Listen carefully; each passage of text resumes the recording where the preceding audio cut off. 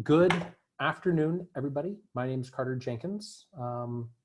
I have, like Eric said, I've been with Zoom for about 4 years. So I've seen the crazy growth. It seems like the growth was kind of cruising along pretty well. We went public a year ago. Our ticker symbol is ZM. And you can see from that ticker symbol that the growth has been steady. And then all of a sudden, the past 4 or 5 weeks, it's exploded. So our usage has gone through the roof. Back in late January, early February, we were having about 10 million users on our platform a day. And that was pretty good. That was pretty good growth. We were cruising along.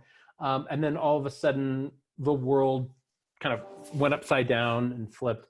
And now we have, what was the latest number? Did they say 300 million? I think so, something like 300 million users a day on our platform.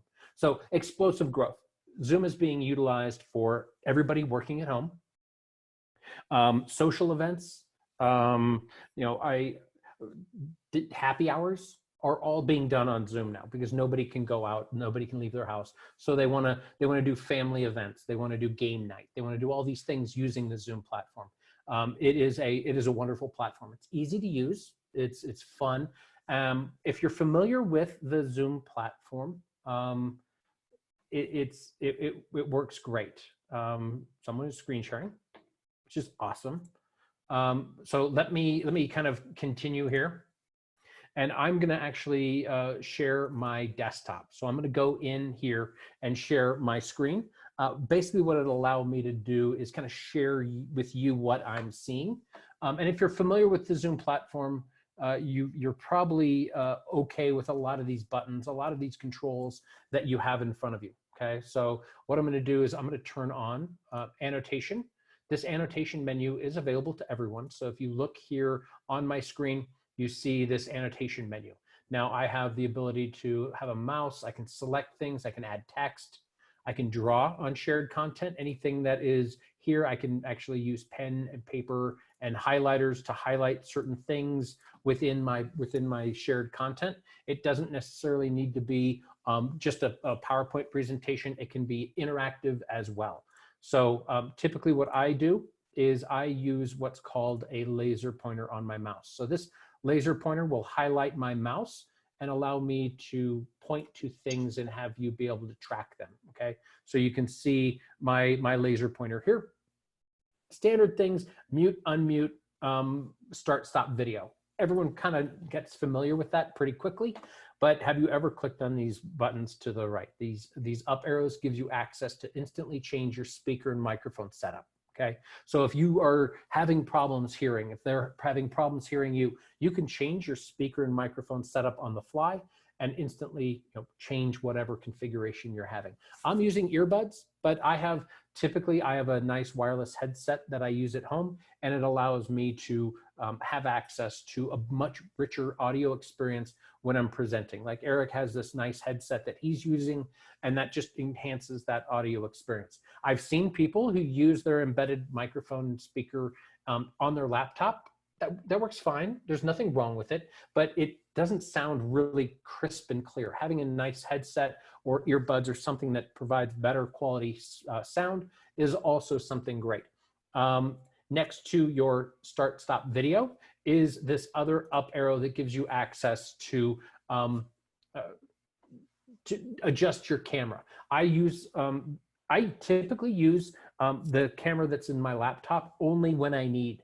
I have a nice HD camera that I took from the office and have it here. It provides a much richer video experience as well. So I use a Logitech C920, but you can most certainly use whatever you want. It all works great. Also, the virtual background. We talked a little bit about virtual background. As you can see, I have a virtual background here with the Zoom heart, the Earth heart with Zoom Cares on the screen. But if I wanted to, I could make it a lot more fun, right? So I've put on presentations for customers, and I've used customer logos. But typically, as you can see here, I have a ton of different virtual backgrounds at my disposal, right? So if I wanted to go to a carnival, I could put that here. Is there a way you can put yourself on speaker view? Yes, I can. Boom, there we go. So there's speaker view. Thank you for that. That's a great tip. So as you can see, I've changed my virtual background to be able to, change anything on my screen. The background here is a nice lake. I can get on stage and present material to you on stage. I can join the Simpsons set, right? The Simpsons is something fun. Everybody gets it. You have one of my most popular ones is the cows. Everybody loves the cows. So you can see it's a video background as well. So you can actually see them moving and grazing in the background, including this guy right here. That's my buddy. So it's always something kind of interesting and fun to look at, as opposed to what is typically right behind me, which is basically a blank wall, right? So nobody really enjoys seeing that. So you can mask that and make it look however you want and go to whatever location you want. So feel free to play around with that. There's a lot of options that you can download on your background. All you have to do is go to your desktop application and open up the virtual background option, and you can use that plus icon to add an image or add video. You have to have it installed on your machine, so go out and there's a ton of different virtual backgrounds that you have available to you to play around with. Okay, you can import any virtual background. So you can go to any image, open up a Google browser, fun Zoom backgrounds, okay, and you can come up with a whole bunch of different sites that are out there, and allows you to pull up a variety of different backgrounds, right? So if you wanted to go on the what is that, Jeopardy? The Jeopardy set, a hallway. I mean, there's a ton of different backgrounds that you can leverage here and utilize the backgrounds that you want. It makes it a little bit more fun. So how do you get those backgrounds? You say you... Yeah. So you can go and actually select a background. Okay, let's pick this one. Okay, I can right click and save it to save this image. Save this image as, or copy this image. Typically save this image. It will save the image on my downloads or wherever I want. Okay, so as you can see, I've saved it on my download folder. And then on the virtual background option, I can open up add image and select my appropriate folder and change my virtual background. So once I open it, it immediately changes my virtual background, and I've added it to, this is part of my list. So this is from Airbnb, and I can add, what is that? Is that an arrow? I can add that, that background as a part of my platform. Higher resolution images work better. It's going to provide a lot better quality, right? So this is that Valley background. So HD quality images work better than others. Sometimes if you don't have a high enough processing computer, you might not be able to utilize this background the way I have it. You might need a green screen on your background. So higher processing computers that are maybe 1 or 2 years old, will be able to support this virtual background capability without a green screen that's behind you. Okay, so perfect. Any other questions on that? I know that there's, play with it, see what works for you. It's kind of fun to be able to do that. Do you have those options in the phone app?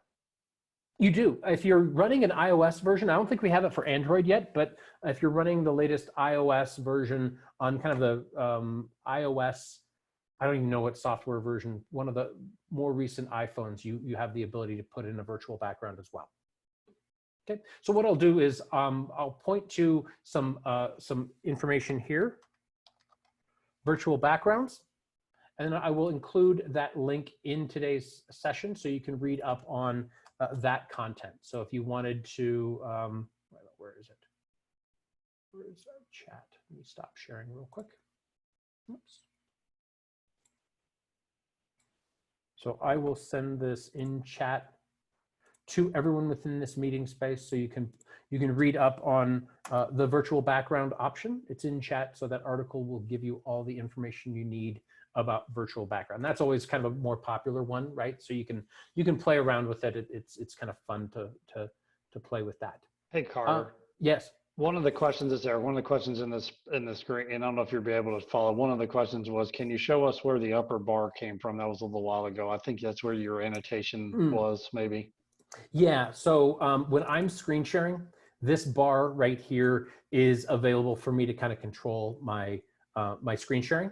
So I can pause the screen share. I can open up the annotation menu. Your annotation menu is available under more options, right? So if you look at the top screen, you see more options. You open that up and you have access to the annotate options. And this is where that bar comes from, okay? You were seeing other people draw on my shared content when I was sharing screens. That's where they were able to actually draw on the shared content. Does that make sense? Does that answer the question? And you can move this bar anywhere you want. So if you wanted to dock it up top, you just click that arrow and it will dock it right up on that top bar there. Okay. Yeah, I'm not sure who asked the question, but That's right. I got you. Perfect. Excellent. Okay. So let's go in here. Awesome. I know that there are a lot of questions coming up. I want to make sure. One of the things that I utilize a lot in my day-to-day is the mute button, right? So I turn my mute on and off all the time, but sometimes I struggle to find it, right? Sometimes I don't grab my mouse. You can also use your space bar, hold it down to unmute yourself temporarily. As long as you're looking at the Zoom screen and you mute yourself, if you hit the space bar, it will temporarily unmute you, and then you let go and it will automatically re-mute you. So I'll show you what that looks like. So now I'm temporarily unmuted. It opened up my microphone, then I let go of my space bar and so it works really well. That space bar to mute is one of the tools that I utilize on a regular basis when I don't want to fumble around for my mouse. Okay, so that's one of the capabilities that a lot of people utilize when they're in a meeting. They might unmute themselves temporarily and remute themselves without having to, wrestle around with it. Okay. Love the mute hack. Yes, exactly. Let me see. I think hard to exit full screen when I saw it at the top. Yeah. So if you are in full screen, you can hit the escape key and that will take that window down to a more reasonable size. Okay. It will only show if you are the host person. If you're sharing your content, this bar up here is the one that's going to show. If you are a viewer, it's going to look a little bit different. So perfect. What else can I show you? Let me look. Let me stop. Is there anything anybody has any questions on? Any content? Because I know virtual background is going to be the more popular one. Let me show you one more thing. So you may or may not have noticed this, but there's a reaction button, right? This reaction opens up and allows you to applaud. So it shows right there as a clap. So if you're making an announcement, you can react to someone's conversation by that nonverbal feedback, as well as the thumbs up. So that thumbs up is another one. Hey, I get it. Everything's cool. It works great. It stays up there for about 5 or 6 seconds, then it disappears. Okay. Starting and stopping the recording. That's something that you might want to do. If you pause the recording, it'll temporarily stop that file. See, Kathy's using the thumbs up. Awesome. So you can stop and start your recording as you see fit. The recording is really neat. Recording is one of the cooler options that we have. It documents the meeting. It documents what was said. We've all been in meetings where we forget what Steve said because, you're having that conversation. What did Steve say? He said something about this thing over here. But the nice thing about it is you can record these meetings. You can record them up into the cloud. And I'll show you what that kind of looks like. One of the cooler things about cloud recording is that we allow something called audio transcription, right? So if you go into your personal settings within your application, you can go into recordings, and under cloud recording, you have the ability to turn on what's called audio transcript, okay? This is one of the cooler things that we have on our platform, okay? So cloud recording, people love the annotation menu. So you can turn on audio transcription, and within that recording, it will transcribe the entire meeting. So if you go into this session here and you play your recording directly from that cloud recording space, I will hit pause when it starts. There I am. I know that's a look, right? That's the I'm so done, but it's not. I'm usually, much more friendly Okay, so the cool thing about this is the transcription. You can see that the entire meeting is transcribed, English language to English text, and it's also searchable. So if you wanted to type in a keyword, it will scroll and let you know where those keywords are. So anywhere I mentioned Zoom or Zoom is mentioned in the presentation, you can scroll and look for highlights of that word within that meeting. If I wanted to jump, yes. Do you have to do that prior to the meeting being Yes. recorded? You do. So You you do. essentially have to say for all your meetings, or for a particular meeting, you want to make sure that it is able to annotate? Exactly right. It can't happen after, I mean, if you record a meeting yesterday and you set that today, it will work on all recordings from that time forward. It won't do anything backwards. Okay. And it's neat, right? So you can jump to that portion of the video. So all you have to do is click on that line and it will jump to that portion of the video and you can play it from there. So if someone mentioned something about contract negotiations or some clause, you can type in that word and it will jump to that portion of the video. Okay, really neat. If there are words that are mistranscribed and you see that, you can go into that section and correct any of those words that might have been mistranscribed and save those. Okay, so a lot of cool capability there for the transcription of the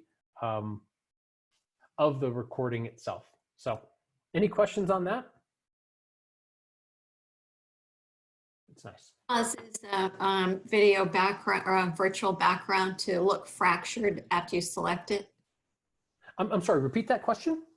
What causes a virtual background to look fractured when you select it? I don't know. I can show you. Yeah, show me. I'm curious. I've not seen that. So typically it could be a couple things. It could be that your computer doesn't have the necessary processing power. It could be, poor quality images. So it could be internet connection. It could be a lot of different things, Donna.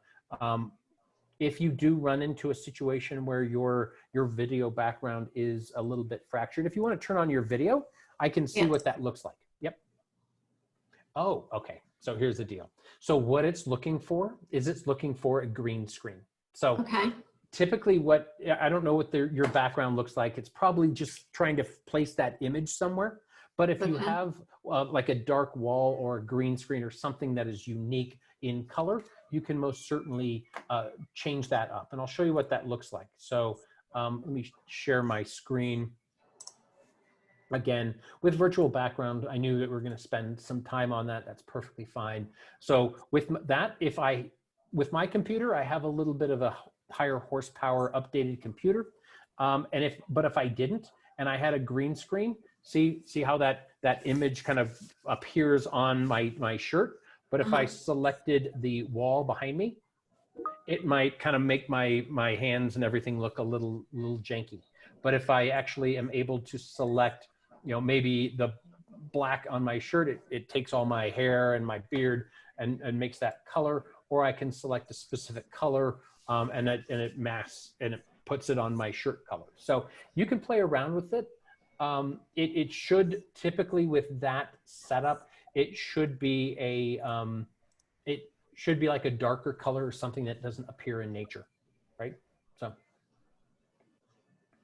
awesome. Let me Carter, see. Yes. can I ask a question about the recording? Sure. Can the host prevent the participants from recording? Yes. Yeah. The host is really the only person that can record. Okay. So within the platform, if I wanted to, if you're someone who I want to be able to record, I can hover over your name, Holly, and through using these 3 buttons here, open up the ability for you to record. It doesn't look like it's here because this is not my meeting, but I do, as the host, typically have the ability to grant someone else the ability to record. Okay. Typically not. Typically the host is the only one who will record the meeting. So no one else can like steal data or record secretly, right? Okay. That's good. Thank you. Okay. One other thing that I do want to point out, one of the more recent software updates we've done, as you know, if you've been aware of what's going on in the news, everyone's like freaking out about Zoom security, right? So you have a lot of ability to secure your own meetings. So I do recommend using meeting passwords for all of your meetings. Okay, that will help protect you and your information and everything along that line. So put passwords on your meetings, put passwords on your recordings as well. You do have that option when you're going into recordings. When you are scheduling your meetings, let me kind of show you this really quick. When you are scheduling your meetings, it will ask you, do you want to use a password? Okay, I always select yes, because it'll provide a level of security when you are scheduling your meetings. So make sure that require meeting password is something you do turn on. When you send out that invite, it will include all of that password information to your audience, to your intended audience. So just make sure that someone who is scheduling meetings on a regular basis lets you know that this password is something that I do require, or at least I strongly suggest. Carter? Yes. Maybe I was told incorrectly, but does it not just embed that password in the link? It will. So that's the thing. So if someone's going to guess your meeting ID and jump in that way, they'll be asked for a password. But if someone shares your meeting link, it will also include the meeting password in that link. So Meaning that they don't have to type it in. Correct. I'll show you what that looks like. So for a particular meeting, let me just create one here real quick. Okay, so I'm going to more options and make it a Zoom meeting. I'm going to require a password. Okay, there's that password requirement. I'm going to continue, and in the link itself, it's going to include the password. Now, this is something that you can turn off if you wish, but the ability to have someone who receives this invite to easily join your meetings, it's something that if you invite them, they probably should be able to join. Now, if someone forwards this meeting off into someone else or posts this link out into social media, then yes, they are going to have this password. But you don't have to attach that password to the meeting link. You can attach it separately as a password on this. Or if you really want this meeting secure, you can remove that information from here and from the link in here. And they'll click on the link and they'll be asked for that meeting password, right? So if you really need a meeting that is super secure, you can create ways of making that meeting super secure if you wish. Does that help, Chris? Yeah, that was very helpful. Can you show us how I know there's a way for you to be able to create Zoom meetings from your Outlook. Mm-hmm. Yep, certainly. So we do have on our download center, I'll show you what that looks like.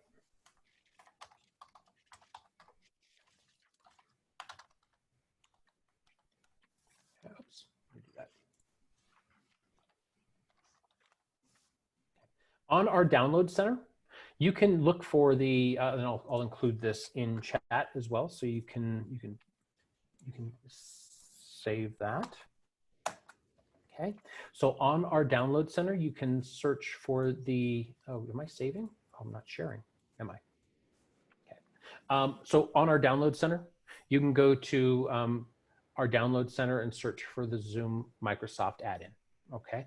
So that add-in will allow you to schedule meetings directly from the Microsoft Outlook. And I'll show you what that looks like. Give me 30 seconds to pull up a document that pulls in that information. There's a user training template that I need to pull up here, and I'll get to that screen.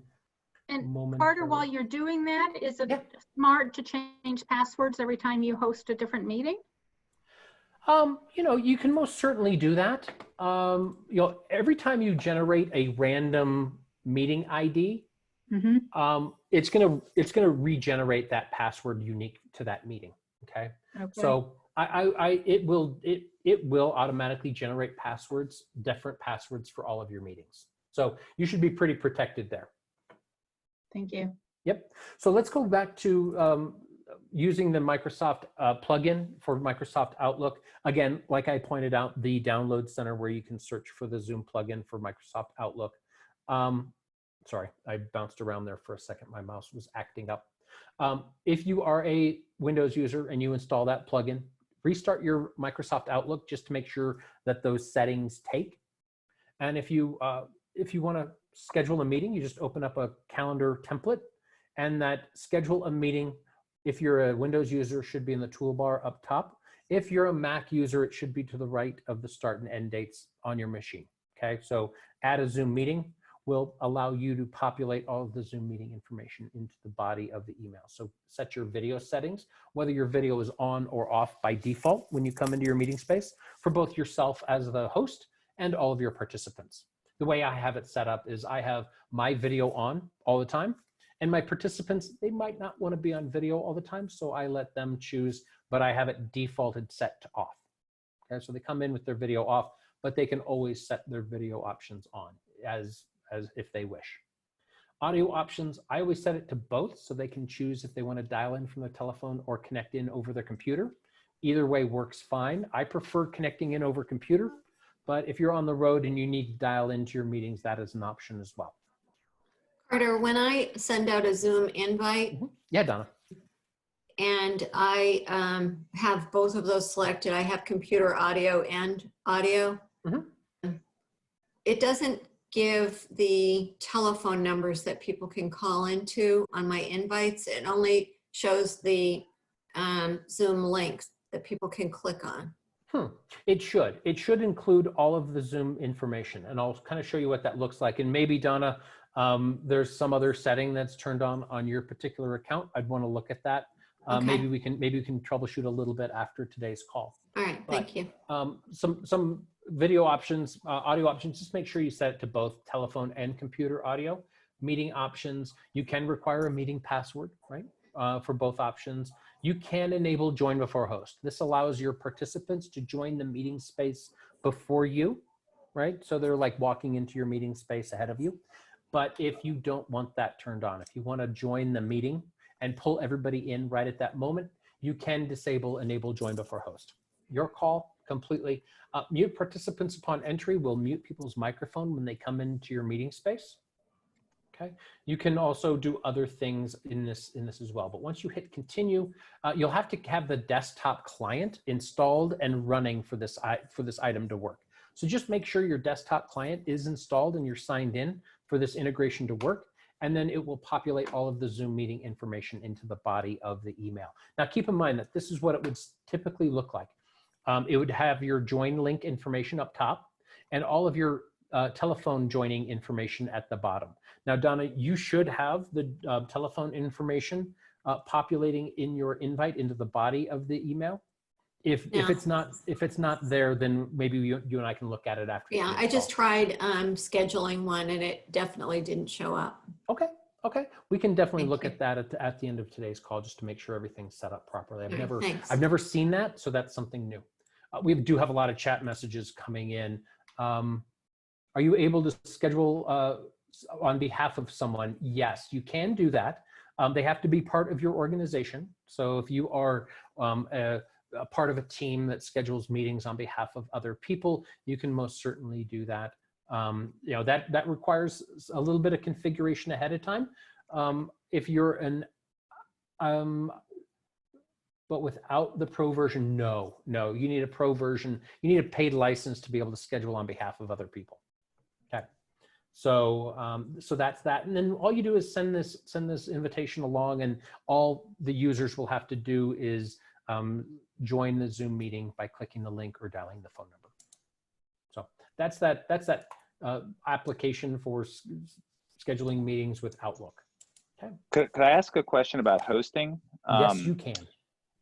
You mentioned that a meeting can start without the host. Does a meeting have to have a host at all, or can you just do? I recommend it having a host, right? So the person who schedules the meeting is the person, most certainly that meeting can continue without the host, right? So if I'm scheduling a meeting and I set up join before host, so all my participants can join my meeting space before me, that meeting can continue, right? That meeting will continue and it will go the entire time, but there's no one really controlling the meeting or being able to end the call. So yes, technically it can be a hostless meeting if that's something that you wish.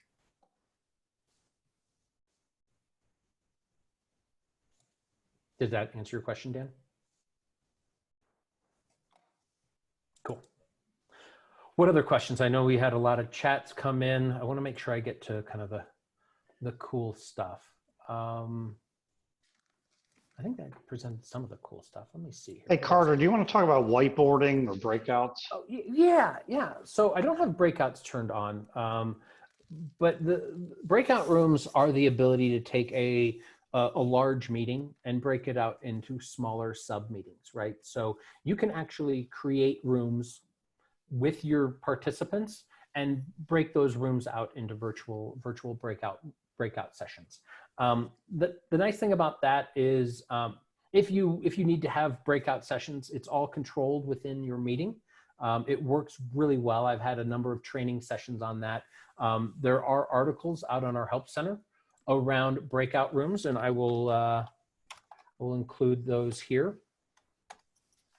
I will include an article around breakout rooms in today's chat. So if you're interested in that, you can most certainly learn more about setting up breaking rooms. Okay. Yes, and we will make sure, Lexi, May, that we send the recording out to you guys as well. So we'll get that done. So breakout rooms are great. I don't have the ability to demo it here, but you can create different rooms of different sizes and assign people out to those rooms. And the whiteboard. So let's talk a little bit about whiteboard. We played around with annotation a little bit. I'm going to share a whiteboard and you guys can play around. You guys can draw. I want you guys to feel like you can play around. So typically, everybody loves, tic-tac-toe. You guys can play over here if you want, but it's nice to have a whiteboard that you can actually draw on shared content. The cool thing is it is a collaboration space. It's virtually like any sort of whiteboard that you'd have in any office. Okay, so if you don't have the annotation menu, again, it's under view options at the top, and you can open up the annotation menu and play around with it. People are being pretty creative. Hi, Dan. And yeah, so it really allows you to collaborate on a single sheet. And the cool thing is that the host, the person who's sharing the whiteboard, has the ability to take a snapshot of that image and share it at a later time. It's basically like walking into the room, taking a picture of the whiteboard. Who won the tic-tac-toe game? No one. Okay. Oh no, someone did win right there. Okay, so that's cool. All right, there's the winner. So yeah, it's fun to collaborate. I mean, yeah, we're screwing around now. It's all fun and games, but this can be very productive, right? You can share a floor plan, a document, a contract, and actually collaborate on that floor plan and say, okay, we're going to move walls here, here, and here, and we're going to do different things with this floor plan to accommodate tenants of different shapes and sizes. It really is a way to play around and make the platform work for you. So you guys are really going crazy on this. That's awesome. Carter, can you show us again, where did you access the whiteboard? Yes, yeah. I hate to get rid of this. This is so pretty, but I'm gonna take a picture of it, and then we can reference back later. So let me go back to my screen. So the whiteboard is right here. So next to my desktop is the ability to share a whiteboard. Okay, that is an option that can be turned on everybody's account. I'll kind of show you where that can be turned on within your where is it? Hold on. There we go. Move this out of the way. There we go. Within your, let me do this. Sorry. So within your profile, oops, I do keep doing that. Within your profile, you have the ability to go into settings. Okay, settings is where you can customize your in-meeting experience, and you can do a lot of stuff here. You can set up and configure all of these options for your own personal needs. So as you go in here, look at settings and review your settings to make sure that they work for you. One of the options is whiteboard. So you can do a find whiteboard and make sure that that is turned on. That capability allows you to allow participants to share a whiteboard during the meeting. If that is turned on, that allows you to share that content. And also you can set up to auto save any whiteboard content when sharing is stopped. It'll automatically take a picture of that whiteboard so you can go back in and reshare that whiteboard if you wish. Hey, Carter. Yes. I wanted to know if the whiteboard is available for webinars as well, or is it just? Yes. Nope. Oh, okay. It's available for webinars as well. Oh, great. Thank you. Yep, all of the share content capabilities is also available in the webinars. And Kelly brought up the webinar platform. Want to talk a little bit about that? So we do have a couple of different platforms that we leverage, right? What we're in today is a meeting platform. Everybody can see each other. Everybody can hear each other. We're kind of all on equal footing, right?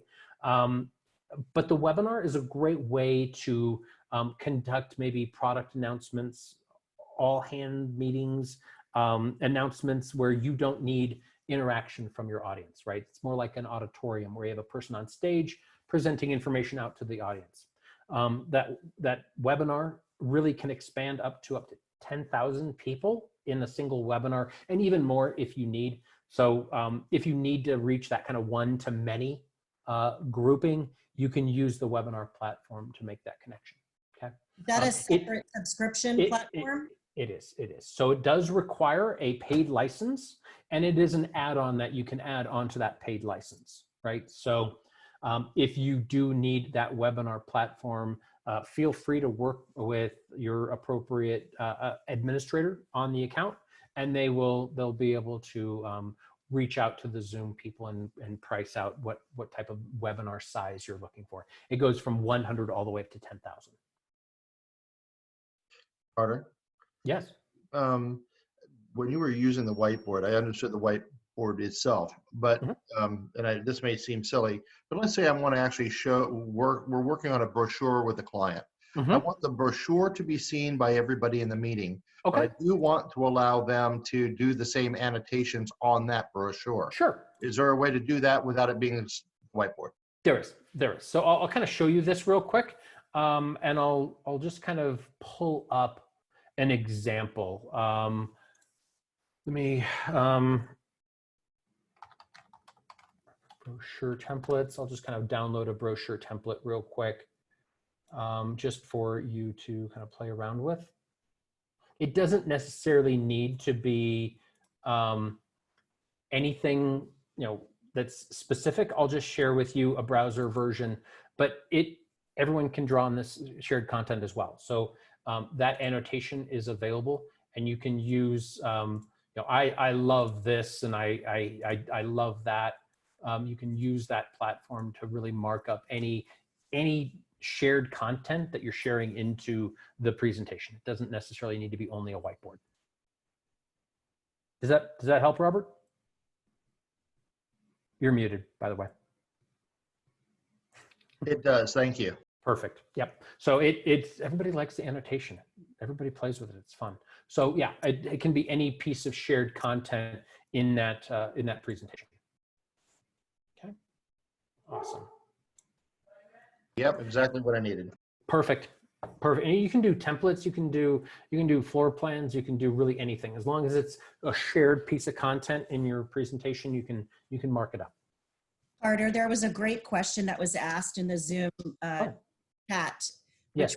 How do you assist in making sure that people aren't talking over each other?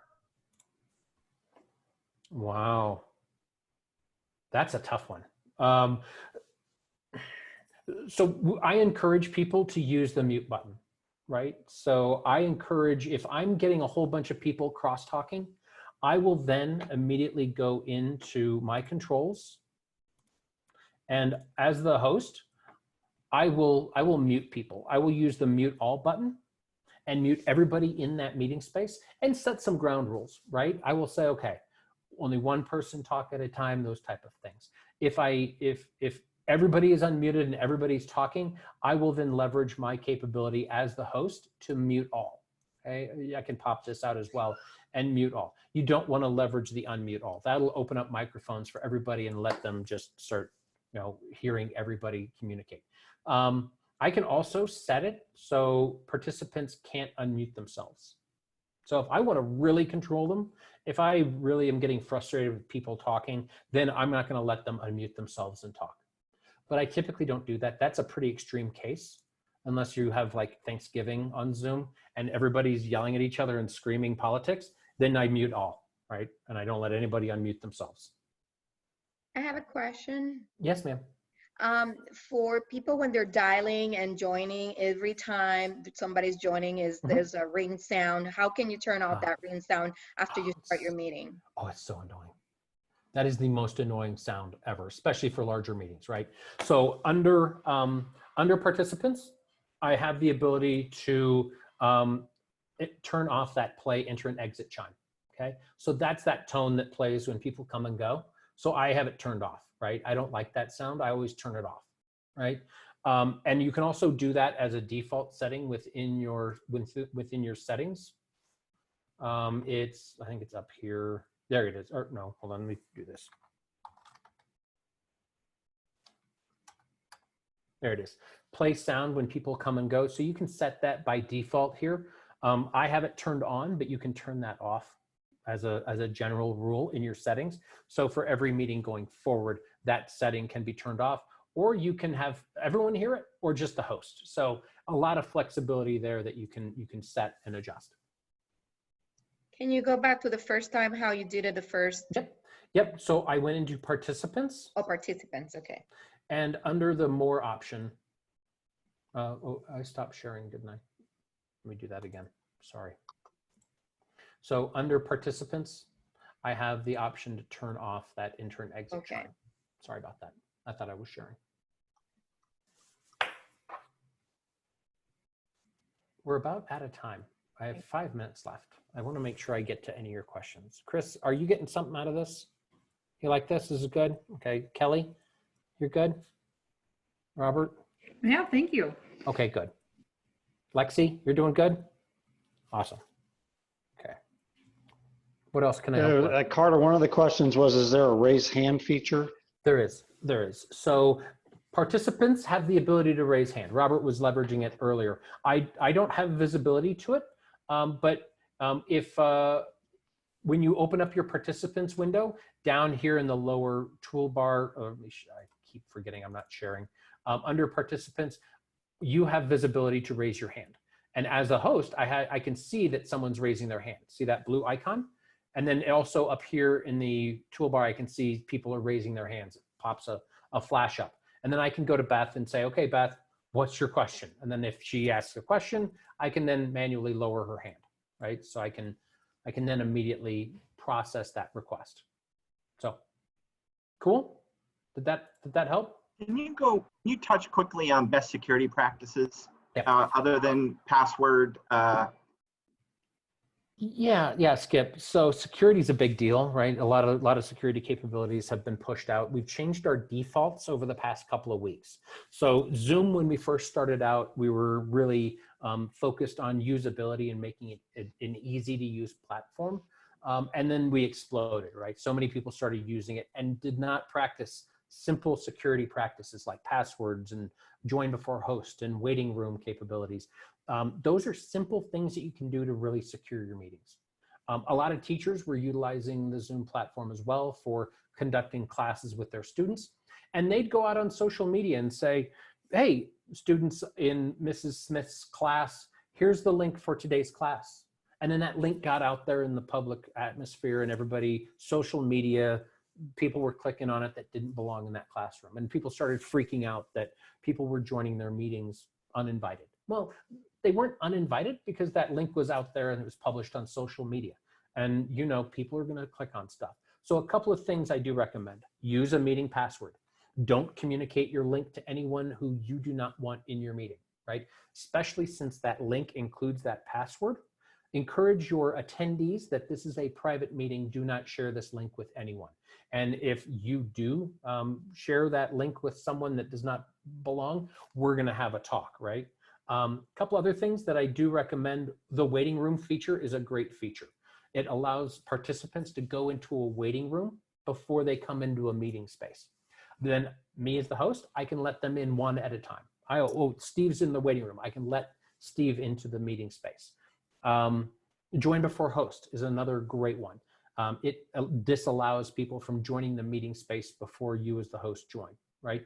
You can set that up to allow people to join 5, 10, 15 minutes before the meeting or any time before the meeting. But I have it turned on and I only allow people to join my meeting space 5 minutes before the start of the meeting. Okay, so they can't leverage this meeting anytime they want. It's kind of a tightly restricted meeting. Another feature that we've recently added is that security button, right? So you can quickly allow people and disallow people from doing things in your meeting, such as sharing screens, chatting, renaming themselves, annotation. So if annotation started getting out of hand, I could immediately go into my my security options and turn that off. If someone doesn't belong in my meeting, okay, maybe I see someone who joined my meeting that didn't belong, I could remove them from my meeting and not allow them to join back in. So a lot of that security capabilities and that waiting room option is something that I do highly recommend you investigate and play around with to get comfortable. If you have a license for your organization and a bunch of people have access to that license, when you're on a call, if multiple people have that access, can everybody have that feature or no? So there is only one host of a meeting. The co-host also has access to that security option. They're your co-pilot, if you will. But standard users that are just joining a meeting that they did not schedule will not have access to those settings. Perfect. Only the host, only the co-host. There's a question in the Zoom chat asking about how you can send a recording out. Okay, awesome. So that recording capability is pretty cool. I'll show you that. Let me go back into my settings and share my screen. Okay, so here is my profile. Here is my recordings. Okay, so if I wanted to share this particular recording with you, a couple of things. There is a copy shareable link that will actually share a link out with my audience that I could copy into my clipboard and paste it into an email. And I can say, you know, hey, here is the recording that we had for today's meeting, and paste that in. It's going to include all of the information, including any password information for that user to access that recording, right? I can also go into my recordings and change any of my security features. Maybe I wanted to change my password. Maybe I wanted to just share certain information with that user. I can copy this full suite of information and also paste it into a text message, a document, or anything like that. So I can then go in and share the meeting recording link with my audience that I want. That's how you share content. That's how you share the recordings. Awesome. We're at time. Any last minute questions? No? Awesome. Thank you, everybody. I hope you got maybe a little something out of today. I do encourage you to play around with it, right? Some of the things that you saw today, just set up a meeting with your friend, your coworker. Happy hours are always fun. Enjoy using the platform. It's secure. It's as secure as you want to make it. So make your meetings secure. Play around with it. Experiment. You know, just it's there to use. So. Thanks, Carter. Appreciate you joining, and thanks to Biko for hosting us and having us, and everybody. If you have any further questions and you need some support, feel free to reach out to us at AVI SPL, and again, check out the Biko Flourish link where there's some links to some of the resources we talked about at the beginning, and we put some contact information in there if you need some support on this sort of thing, Zoom or anything else related to communications. We'd be happy to help you. Okay. Thank you, everybody, for joining. We will have everything posted at www.beconet.com/flourish. We hope to see you again on another one of our webinars. Thank you for attending with us. Thanks a lot. And Donna, I know that you need a little bit of troubleshooting,